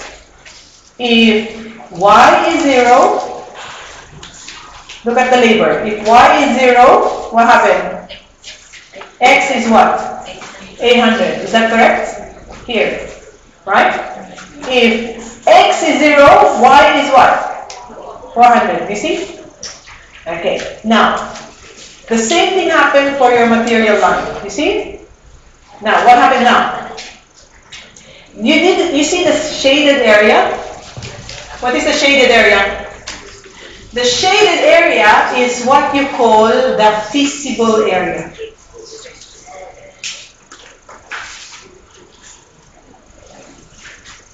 Okay? Now, this dotted line is your profit line or your contribution line. Now, how do I establish that? I establish that by using the what? I'm going to prepare an ISO contribution or profit line. What do I have? What's this? Remember what this is? What was that? This is your objective function. So how do I know where to start? Now, this amount here is any number. Any number. Okay? How did they start with 3,000? I don't know. Maybe they multiply 20 by 15. What is it? What is 20 by 15? Okay? I'll show you in the program here. So let's see. 20 by 15 is how much? Is 300. Is that correct? Yes. Okay. So if I put C is, what is the equation again? Sorry? Yeah. 15x plus 21. So if this is 300 and x is 0, what is y?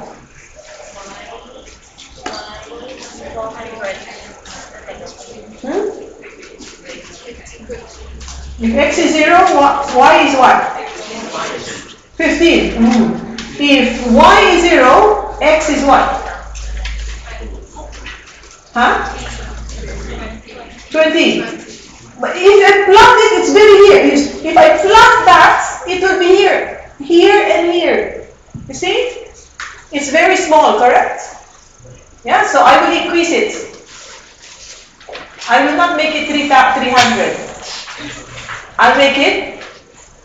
I'll add one more zero, correct? Okay? So you understand?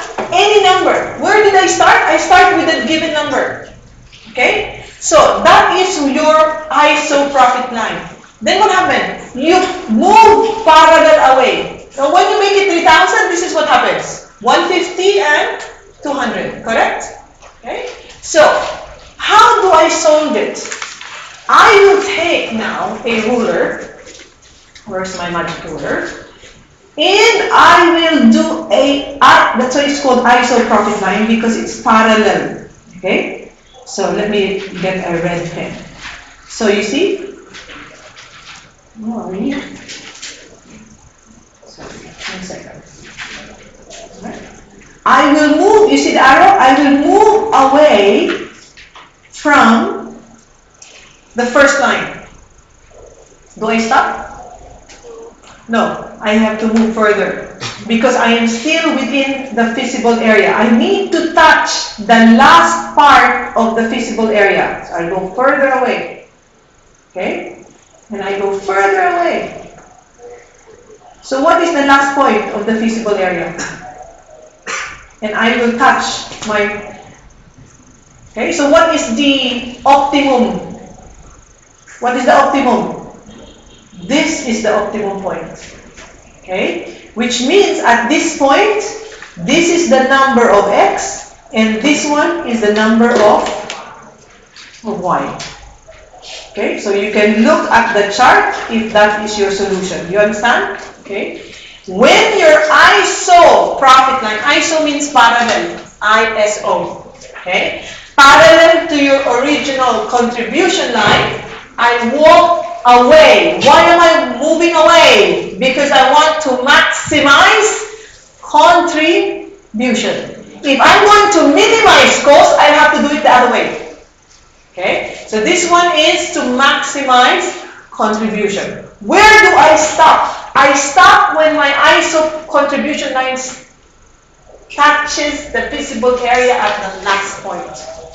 Okay? And that point where it does touch that, it is your optimum, okay, optimum solution. So what is this dot here? It's called your optimal solution. Okay, optimal solution. So that combination will give you the maximum contribution. Whatever is the x and y of that particular, okay, of that particular point.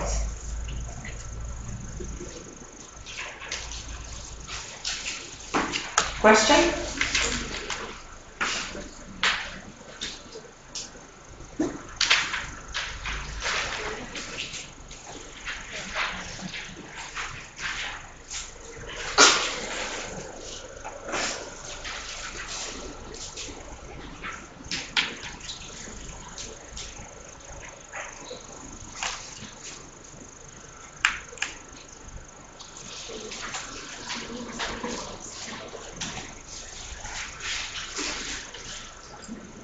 Alright, next one.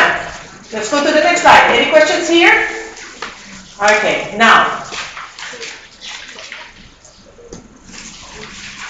Alright, I have an example for you. Okay? Where is that? Okay. I have a product called tables and chairs. You have that? Okay? Okay, so tables and chairs. Yes, this one. Okay. Alright, tables and chairs, you have the selling price, the variable costs, the kilograms required, and there is limited supply of materials and labor. Alright, first thing, what is it required of you to do? Prepare the what? What are you supposed to prepare?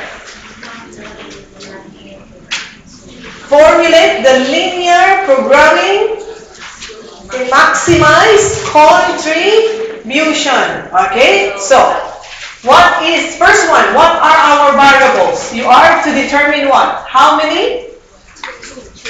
How many chairs and tables? So in the next page, I tell you, let T be the number of tables and C be the number of chairs. Okay, can you formulate the linear equation problem first?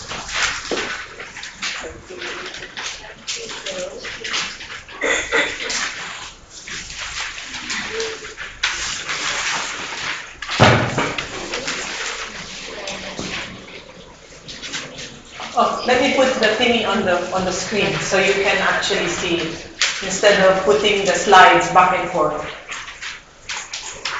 T for tables and C for chairs.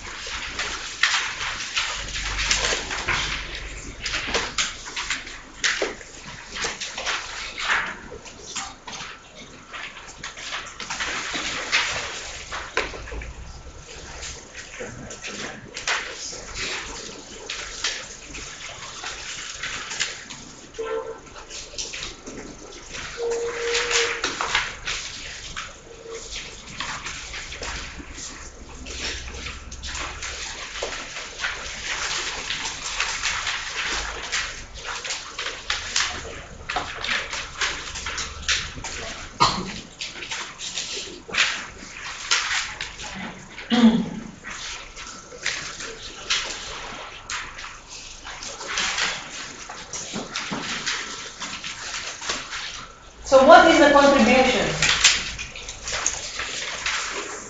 Tables is what? Because remember, you're supposed to maximize contribution, correct? So what is the contribution for tables? How much is it? 60. This one? 50. Okay? So what are your constraints? Okay, so, right? Alright, so remember, you're to formulate the constraint, correct? So the first one is, what are your variables? T is the number of tables, correct? C is the number of chairs. So first one, contribution is 6 of T plus 50 of C. Alright. So this is your, what is it called again? This is called your objective function, correct? Okay. So this one here is your objective function. Okay. Now, what are your constraints? Your constraints are, is this the same like we did? Yes? How many kilograms is T requiring? T requires 20 kilograms, correct? Yes? Alright? And should be less than or equal to 24,000 kilos. Correct? Okay? Now, what about your labor? What does it look like? Labor constraints. C plus 1T plus 2C. Right? Okay? So, don't forget, non-negativity. Your T and the C has to be greater than or equal to 0. Don't forget that. Yes? Okay. Now, next one. Plot it on the graph. How will I plot? Okay, materials. Okay, so first is I need to look at my points, correct? Yes? If T is 0, C would be what? 4,000. If C is 0, T is what? Is that correct? Okay, you have to write it down because you need this when you make your graph. Yes? Right? Now, what was the other constraint? This one, correct? Now, if T is 0, do you agree? Okay.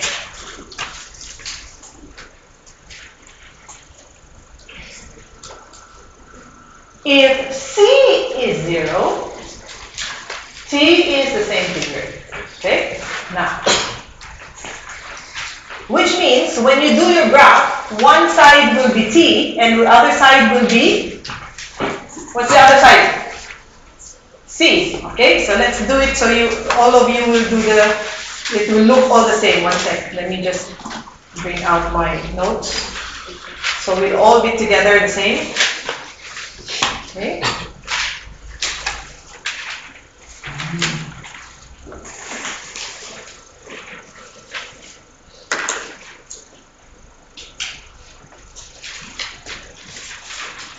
All right, fair enough.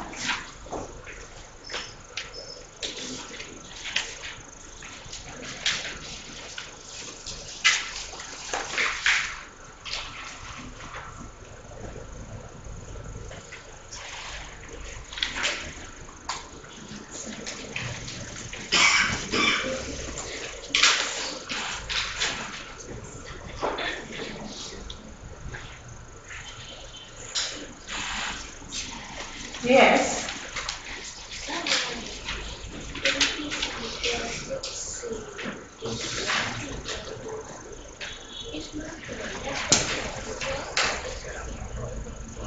Which one? This thing? Yeah, it has to be, sorry, it has to be this one, correct? Yes, sorry. Okay, so now, when we plot it, okay, your vertical line, so everybody will be at the same wavelength here, okay? Your vertical line will be T. Your horizontal line will be C. So all of us will have the same look. Can you reverse it? Yes, you can. Just make sure that you're consistent. You understand? Except that for our solution, so everybody will be looking at the same. So we will label our axis the same way. Ay, my gulay. Hold on. Okay, there you are. Much better. Okay. So remember, one is your T and the other is your chair. Correct? First line is the material constraint. Okay? So it's in thousands, right? So we can put numbers there, therefore. So we'll do 500. Okay? Or very quickly. 1,000, 1,500, 2,000, 2,500, 3,000, 3,500. Do we need 4? 4,000, 4,500. Okay? The same thing here on the other side, correct? So that is 0. That's 1,000, 1,500, 2, 2,500, 3. Okay, so let's see. First constraint. Materials. What is the description? If T is 0, okay, good. C is what? T is 4,000. Okay. If Y is 0, sorry, am I correct? I'm confused now. C, okay, that's correct. If C is 0, okay, T is what?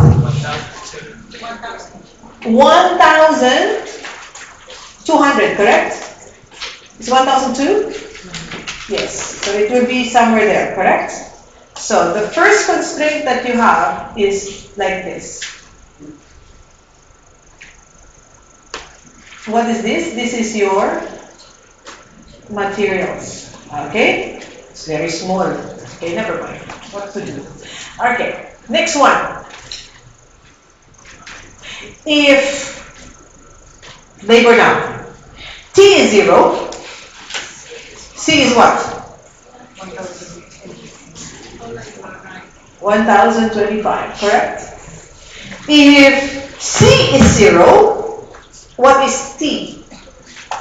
2,050, so somewhere there, correct? Okay, right. So this is what? This one is your labor. I should have used another color, hold on. Okay, let me use another color, blue, so you can see. Okay, so this one is labor. Okay, hold on. I can do something to make it bigger. Yes? Okay, magic. Then you have the non-negativity, correct? Tell me, where is your feasible region? Feasible region means that area where it's within the same constraints, within both constraints. I will tell you the point and you tell me, is that the feasible region, yes or no? And it should be within the two constraints. Okay, so, alright, I'll stand here. This one here, you see where I'm pointing? Is that a constraint? Sorry, is that a feasible region? No, because it's not within the material constraint, correct? How about this? No, because it's under materials, but it's not within the labor. So, which means your feasible region, therefore, is what? This, yeah, is this, correct. Is this, thank you very much. Okay, is this. Yes? Alright? Because it's within the what? It's within, okay? It's with, everything is not working under here, isn't it? Wait a minute, hold on. Somebody doesn't like us to study today. Yes, okay. Now, so our feasible region, therefore, ladies and gentlemen, is this area here. Agree with me? Yeah, okay. Now, how do we solve the problem? Because the problem is how many of T and how many of C. What is now our our formula? What is it? What do you call it? Objective is to maximize contribution, correct? What is the formula of your contribution? It's supposed to be 60 of T plus 50 of C. All right, fair enough. Any number. Tell me any number. Let's say I put 30,000. How did I get 30,000? 6 times 5, correct? 30. So let's say 30,000 equals 60 plus 50C. All right. Now let's look at the points. If T is 0, what is C?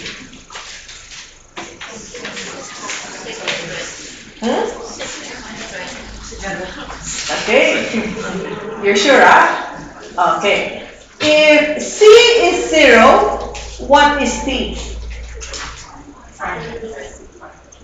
You sure? 50 or 500? 500. Okay, so let's go back. Okay, if T is 0, let's put the green one now. T is 0. What did it say? What did you say? Sorry, my brain is not working. C is what? 600. Okay, no problem. If C is 0, 500. Oh, looks nice. Okay, it is a promising information here. So this is your first ISO contribution line, correct? Which way do we move? Away from the 0. Yes, away from the 0. And we're going to draw a parallel line. Okay? From the first line, that first line is very important. That's parallel. Do I go further? Or do I stop now? Further. Okay, further. Another parallel line, further. Do I stop now? Not yet. I go further, correct? You agree? Yes? So another parallel line. Do I go further or stop now? We're not yet in the end, correct? So let's see. If we do this here, another parallel line, which means the last point where my ISO line has touched is what? Is here. That is the optimal production plan. You understand? Optimal production plan. How do I know? Therefore, whatever is in here is what? That is 600 of what? Something 600 of C. What is the one below? Horizontal is C, correct? Okay. And how many of tables? Almost 1,000, correct? Right? Almost 1,000. Based on graphical solution. Okay? Based on the graphical solution. All right?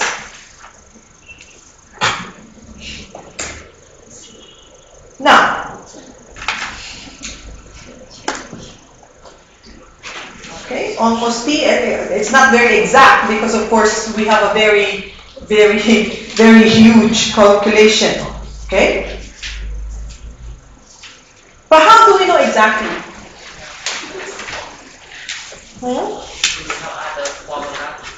Yeah, how? Because there are two ways. You can do it graphically or you can do it with what we call simultaneous equation. Look at this graph. There are 2 points that are intersecting here. In that point. What are the 2 lines? The material and the labor is intersecting, correct? Yes? So, if that is intersecting, I can use those 2 formula to solve what is that dot. You try? Yes? This is high school math, okay? So let's see. Okay, you probably say, that's why I failed my high school math. Okay, all right, here we go. What was the two formula again? The two formula were for the materials. Can you tell me again, what does it say, materials? 20T, is that correct? Plus 6C equals, in this case equal, because now we know that they're going to complete that. Yes? Yes? You're going to use all of that. Okay. And what was the labor? 1T plus 2C equals. Okay. So, what should I do?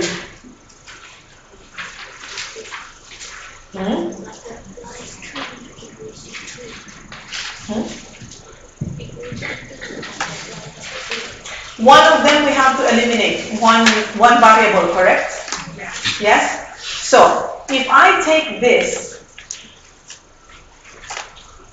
and multiply it by 3, you understand? So it will become what? So it will become 3T plus 6C equals, how many of 3 of that? 6,150. So now I can eliminate. So now I will take that and take it down. So it becomes 20T plus 6C equals 24,000 minus 3T minus this equation here, correct? Equals 6150. Yeah? So what will the result be? This one is 0, correct? So it will be 17T equals 18, sorry, not 18, 17,850, correct? Can I now calculate what is T? Yes. T is what? 1,050. So now we know that T is this. Can we know what is T? Oh yes, just substitute. T plus 2C equals 2050. So if T is 1050, what is C? Can I get what is C? Yeah, what is it? Yes, correct. 500. Everybody knows how to do it, right? Yes. Go back to your graph. It's almost like that, correct? It's not very exact because our graph is too not precise. Okay? So look, it's almost there. You see, look at the graph. Can we look? Oh, sorry. Let me make it a little bit bigger. Yes? Alright, so it's almost the 500 and the 1000. It's just our graph is too unprecise. Okay, but it's almost there. Got that? So how did we solve the problem? 2 ways. Graphical and simultaneous equations. Now, what happens in the exam? They'll give you a graph like that. They will ask you questions. Okay? Right? They will show you and ask you what is the feasible region, what is the possible result. Then they will ask you, solve using the equation. What will you look first? What the graph is there. It's telling you, give me the exact combination of what optimal plan. What will you look first? What will you look for in the graph first? You will look for the optimal point, correct? From that optimal point, you will get the what? The 2 lines that intersect. The formula of those 2 lines is what you will solve together.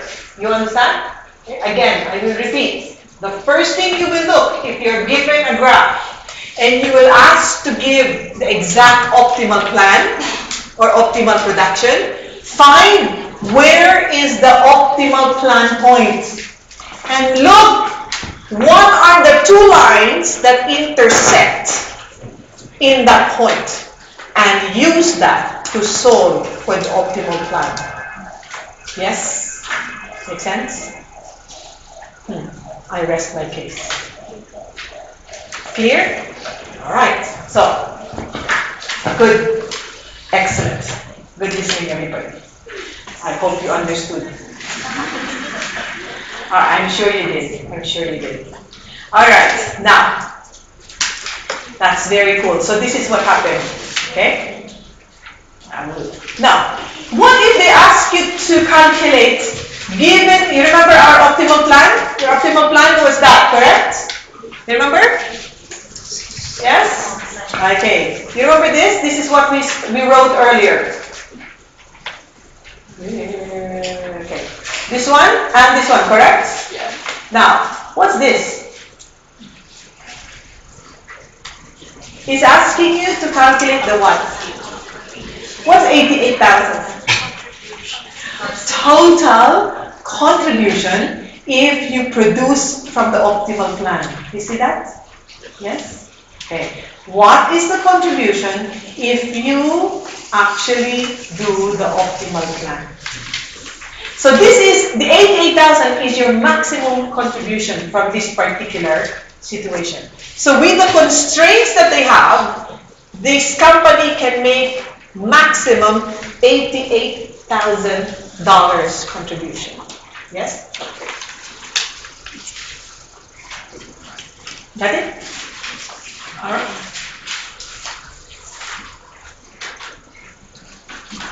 Oh, I'm so excited to teach you shadow price. Shadow price. Can I just teach you shadow price 1 second? Okay. You remember the labor constraint? You remember this? Yes? Okay. Let us say your labor has 1 more hour.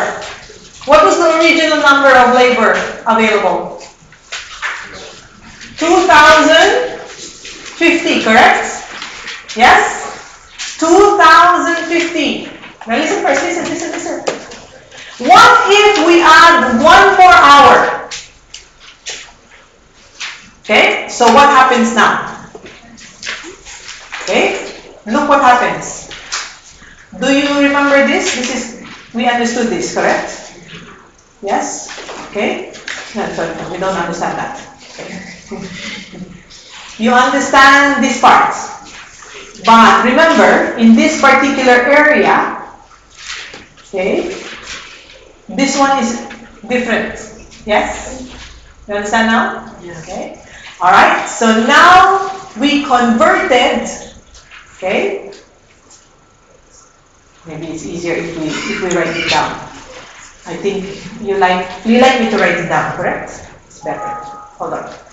The way we did it. Okay. Alright, you remember this, right? Yes? Okay. So now let's say we add 1 more constraint. So what was the material constraint again? Material is 20T plus 6C equals 24. Okay. Then we said T plus 2C equals 2051. 1 more. Okay? Now, what happened? Then it becomes, what did you say? Multiply by 3. Yes? So it will now become 20T plus 6C equals 24.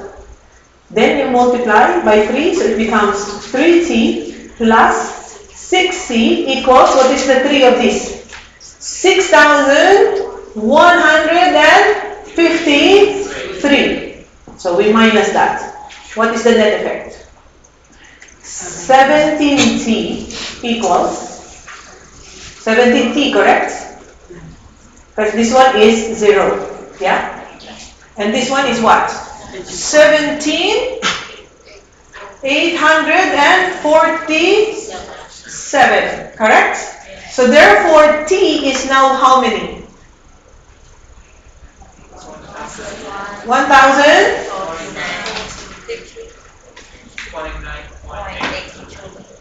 0.82. Like this? Yes? Okay, so that is T. So what is T? So T plus 2C equals 2051. So if T is 1049.82 plus 2C equals this, what is T?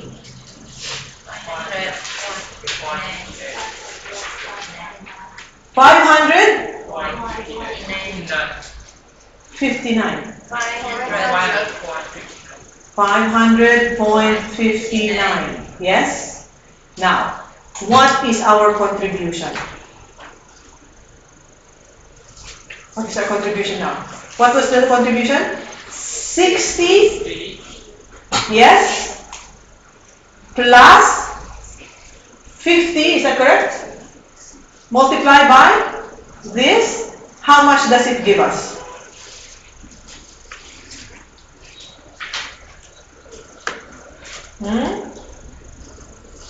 How much does it give you? 88,018. So this is your new contribution, correct? What was the old? 88,000, is that correct? Yes. What is the difference? 18. You know what is 18? Shadow price. It is the additional contribution you will get if you buy 1 more hour of labor. Okay? You understand? So which means, how much, I will use another color. How much can you pay for an additional hour of labor? How much? Can you tell me? Say it again. Wrong. The 18 is your premium. What was your original price of labor? How much did you pay for labor? What was the original regular price of the labor? Regular rate per hour. What does it say?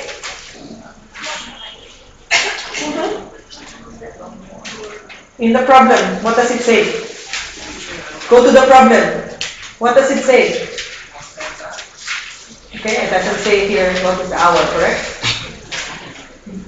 Okay, it should say the variable costs. Let's assume, okay? Alright, let's assume because it says here variable cost is 30. Now we don't know what is the breakdown, okay? Let us assume out of the 30, 10 is your labor cost per hour, okay? Let us assume it is 10. That's your regular rate, okay? Now, how much do you want to pay? What is your premium now? Premium is 18. So, yes, 28 is your maximum rate, to purchase or to get another additional hour. You understand? The 18 is not the price. It is the premium above the regular price. Remember what I told you. The rate, if it is something that is not available, it will the supply is limited. Then if you get it, it will be at a very high price, correct? Okay? So it is more than the regular rate. The shadow price is not the rate. The shadow price is the premium above the regular rate. So if someone is offering you $25 per hour for additional labor, will you get it in this situation? The answer? Yes. Because you can go up to 28. If someone is offering you 28.5 per hour, will you get it? No, if you're making a loss. There's no point producing anymore because you're starting to make a loss. You understand? Okay? No need to get that additional hour. Ladies and gentlemen, that is shadow price. Yes, you understood now? Okay? What happens to our shadow price? When first you have to calculate the optimal plan as per normal, correct? Then you add one more constraint. It can be materials also. If you want materials, add one more. How many is the total materials? 24,000 kilograms, correct? Make it 24,001 and recalculate everything.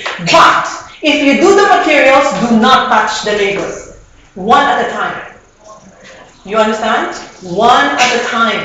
Then you will know how much is the premium for a kilogram. You? Yes? You got that? Yeah. Shadow price is easy. And it is mostly asked. Favorite topic, ladies and gentlemen. Favorite topic. So we will do as many exercises on this. Alright? Good. Very good. So we've learned a lot today, isn't it?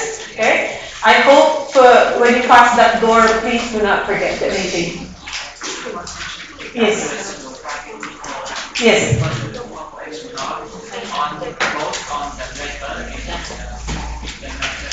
No. This is only for whatever you added. If you added the labor, then it's for the labor. Now, if you want to know the material, do the same thing for material.